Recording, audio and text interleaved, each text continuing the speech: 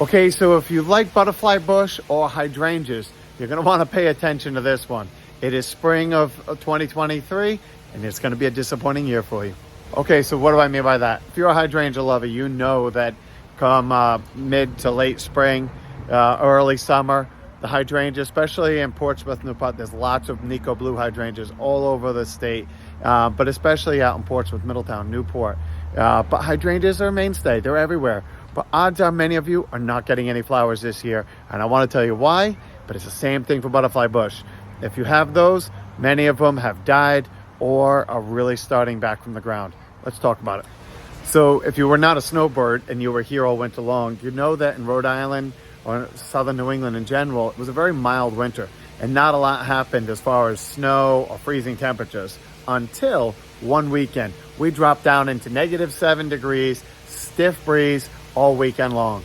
And I hate to say it, it killed a lot of things. Many things that fried them back. The plants will survive, but they're not going to flower this year. And hydrangea is the biggest one. Most people don't realize that hydrangeas flower on 2-year-old wood. So what do I mean by that? All the growth that comes out this year is going to grow and mature, and it's going to get 3-4 feet tall. And then those branches that are generated this year will actually produce your flowers next year. So sometimes we've gone and cut hydrangeas back too far and you don't get any flowers that year. Other times, Mother Nature did that for us this year. They're very hardy around here and almost nothing kills them. The problem is when we get these stiff winds on cold nights, it burns those hydrangeas back to the ground. So if you look around your hydrangea and you saw that they were burned, all the growth this year is coming up from the very bottom, I hate to tell you, you're not getting any flowers this year. And if you do, it's just going to be a few. So what does that mean? It means that your plant's going to be twice as big this year.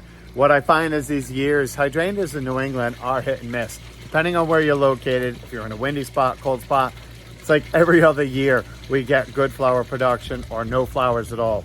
So the years that we don't get flowers because the plant died back to the ground, I find that they get really big and bushy and very healthy. And you're going to get extra blooms next year.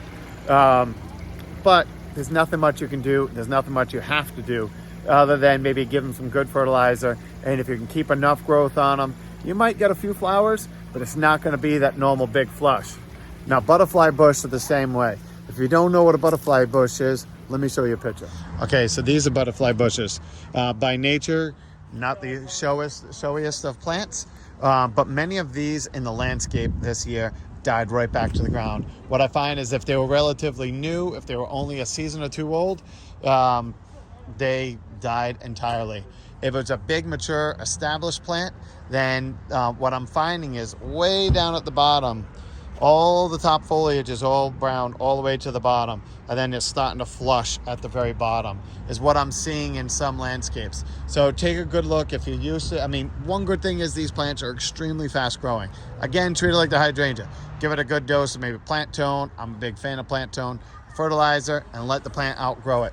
As it starts growing, when I see a plant like this one that is growing really strong, but it's growing straight up, right around now, it's coming into Memorial Day weekend.